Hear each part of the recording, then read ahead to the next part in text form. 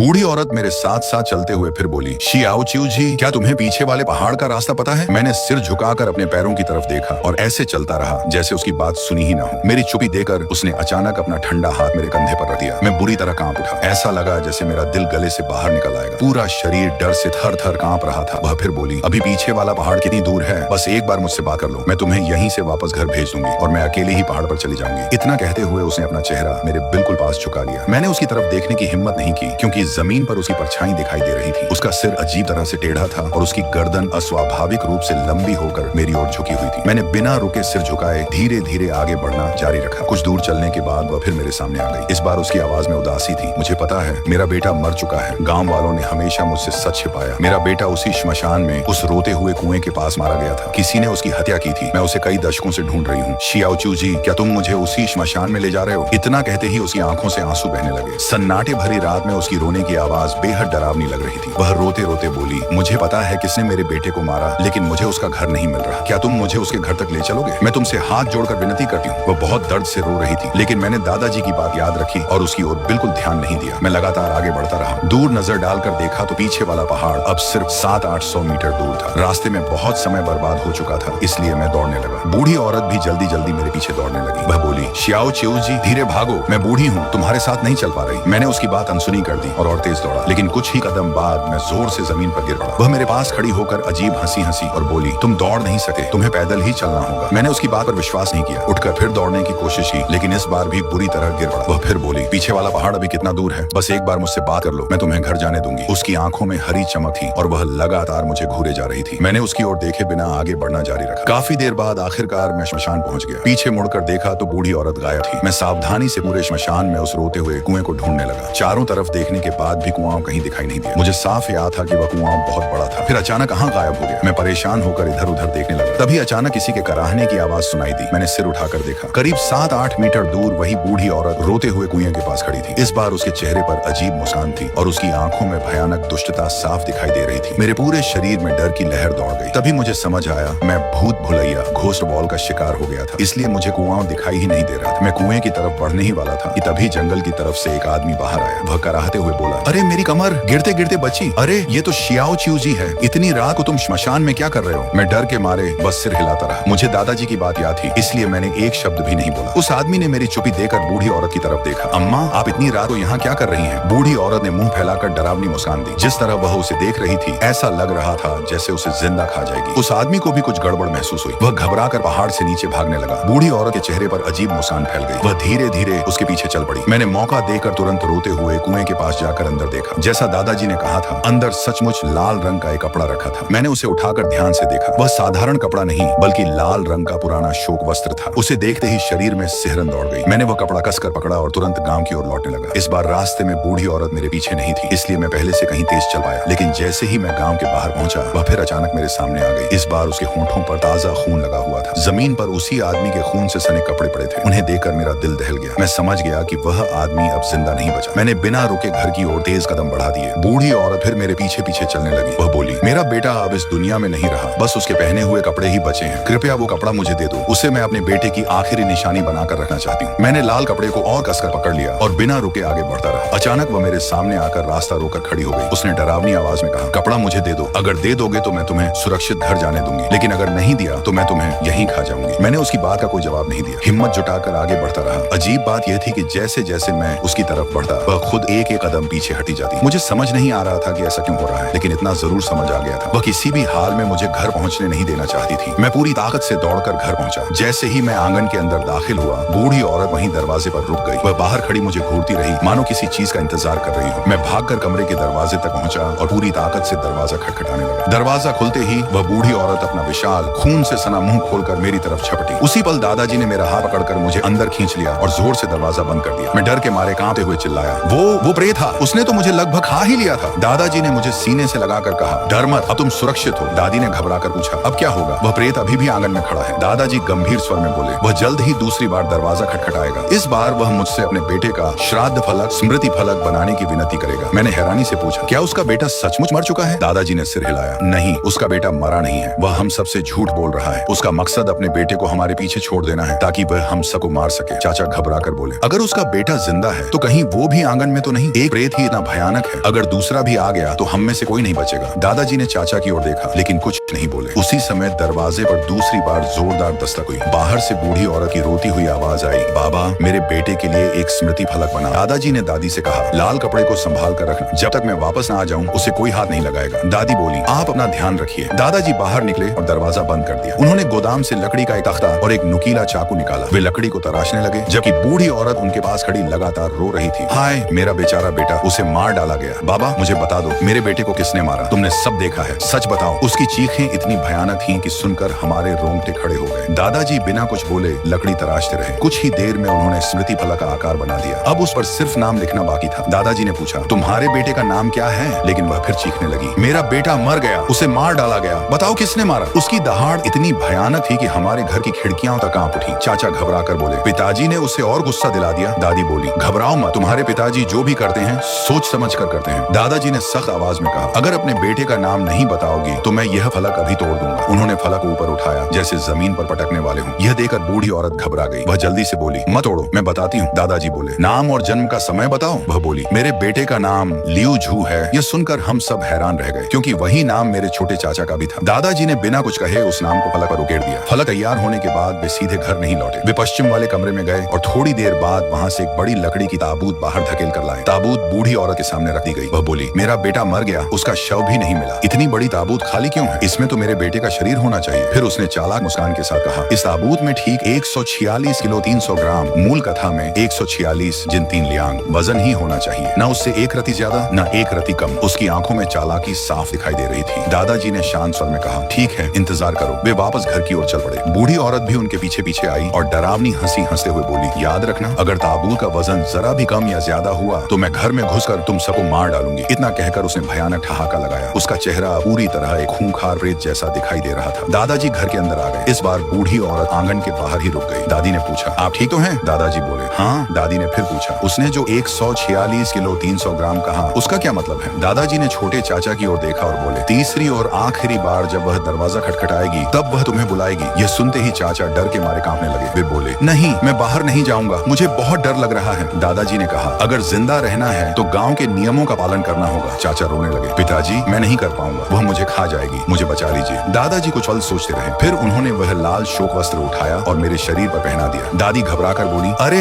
यह तो मरे हुए इंसान का कपड़ा है। दादाजी बोले, मुझे पता है, लेकिन यही कपड़ा इस बच्चे की जान बचाएगा। फिर उन्होंने मेरी ओर देखकर कहा, जब प्रेत तीसरी बार आएगा मैं तुम्हें अपने साथ बाहर ले जाऊंगा। तुम यह कपड़ा पहनकर ताबूत के अंदर छिप जाना। वह तुम्हें नुकसान नहीं पहुंचाएगा क्योंकि उसे लगेगा कि तुम उसी के बेटे हो। मैंने पूछा, तो क्या बाकी सब लोग भी बच जाएंगे? दादाजी ने धीमी आवाज में कहा, नहीं, अगर सब कुछ नियम के अनुसार नहीं हुआ तो हम सबकी मौत है। चाचा घबरा कर बोले, ऐसा क्यों? दादाजी बोले, तीसरी बार वह तुम्हें पीछे वाले पहाड़ के सूखे कुएं से एक लाश उठाकर लाने को कहेगी। अगर तुम नियम के अनुसार वह शव पीठ पर उठाकर नहीं लाए तो हम में से कोई भी नहीं बचेगा। चाचा गुस्से और डर में बोले, मैं किसी लाश को नहीं उठाऊंगा, चाहे कुछ भी हो। दादाजी ने छोटे चाचा की ओर देखते हुए कहा, अगर तुम मेरी बात नहीं मानोगे तो हम सबकी मौत है। चाचा गुस्से में बोले, आखिर लाश मुझे ही क्यों उठानी पड़े? दादाजी ने कहा, अगर जिंदा रहना है तो गांव के नियमों का पालन करना होगा। चाचा कांपते हुए बोले, मुझसे नहीं होगा, मुझे बहुत डर लग रहा है। दादाजी ने मेरी तरफ देखा लेकिन कुछ नहीं बोले। फिर उन्होंने कहा, शियाओ चिऊ जी, अफसोस कि तुम्हारा वजन 146 किलो 300 ग्राम नहीं है, इस वजह से ताबूत नहीं भरेगी और हम उस प्रेत को धोखा नहीं दे पाएंगे। ये लाल शोक वस्त्र तुम्हारे किसी काम का नहीं। इतना सुनते ही चाचा की आंखें चमक उठी। वे जल्दी से बोले, पिताजी आप भूल गए क्या? मेरा वजन तो ठीक वही है। दादाजी ने उनकी ओर देखा। चाचा तुरंत बोले, वह कपड़ा मुझे पहनने दीजिए। उन्होंने मेरी तरफ तिरछी नजर से देखा और हल्की मुस्कान के साथ कहा, मैं आपका अपना बेटा हूँ, मेरे साथ पक्षपात मत कीजिए, ये कपड़ा मुझे ही पहनना चाहिए। इतना कहकर उन्होंने मेरे शरीर से लाल शोक वस्त्र उतार लिया और खुद पहन लिया। अजीब बात यह थी कि वह कपड़ा उनके शरीर पर बिल्कुल नाप के अनुसार फिट हो गया, मानो उसी के लिए बनाया गया हो। दादाजी के होंठों पर हल्की सी मुस्कान आ गई। उन्होंने चाचा से पूछा, यह फैसला तुमने अपनी मर्जी से लिया है? चाचा कुछ पल चुप रहे, फिर सिर हिलाकर बोले, हाँ पिताजी, ये मेरा अपना फैसला है। दादाजी बोले, ठीक है, जब प्रेत तीसरी बार दरवाजा खटखटाएगा तब हम सब आंगन में जाएंगे, लेकिन याद रखना, वह चाहे कुछ भी कहे, कोई भी उसकी बात का जवाब नहीं देगा। फिर उन्होंने चाचा की तरफ देखते हुए कहा, और तुम खुद अपनी मर्जी से ताबूत के अंदर लेट जाना, समझ गए? चाचा ने गहरी सांस ली। जी पिताजी, अगर इससे प्रेत धोखा खा गया तो सुबह होते ही सब ठीक हो जाएगा। इतना कहते ही तीसरी बार दरवाजे पर दस्तक सुनाई दी। बाहर से बूढ़ी औरत की आवाज आई, बेटा, मेरे बेटे की लाश मिल गई है, वह पीछे वाले पहाड़ के सूखे कुएं में पड़ी है, कृपया उसे उठाकर मेरे पास ले आओ। उसकी बात खत्म होते ही दादाजी ने दरवाजा खोल दिया। मैंने सोचा था कि बूढ़ी औरत सामने खड़ी होगी, लेकिन आंगन में सिर्फ एक खुली हुई ताबूत रखी थी, उसके अलावा वहाँ कोई नहीं था। हम सब धीरे धीरे आंगन में पहुंचे। मैंने छोटे चाचा की ओर देखा। उन्होंने बिना कुछ बोले ताबूत के पास जाकर खुद उसके अंदर लेट गए। मैंने ताबूत का ढक्कन बंद कर दिया। दादाजी ने खाली आंगन की ओर देखते हुए ऊंची आवाज में कहा, तुम्हारे बेटे की लाश वापस ले आए हैं। इतना कहते ही सामने धुंध के बीच बूढ़ी औरत की आकृति धीरे धीरे दिखाई देने लगी। वह हैरानी से बोली, क्या मेरे बेटे की लाश मिल गई? दादाजी ने शांत स्वर में कहा, तुम्हारा बेटा इसी ताबूत में है। अगर विश्वास नहीं है तो खुद खोल कर देख लो। बूढ़ी औरत धीरे धीरे ताबूत के पास गई और उसका ढक्कन खोल दिया। अंदर छोटे चाचा बिल्कुल निश्चल पड़े थे। उन्होंने लाल शोक वस्त्र पहन रखा था। उनकी आंखें पूरी तरह खुली हुई थी। उनकी नजरों में न डर था न कोई भावना। वे किसी निर्जीव पुतले जैसे दिखाई दे रहे थे। बूढ़ी औरत घबराकर पीछे हट गई। वह बार बार बड़बड़ाने लगी, नहीं, यह नहीं हो सकता, मेरे बेटे की लाश कभी नहीं मिल सकती। इतना कहते ही उसका शरीर धुएं की तरह धुंधला होने लगा। कुछ पल तक उसकी आकृति टिमटिमाती रही और फिर वह हमेशा के लिए हवा में गायब हो गई। Thanks for watching everyone.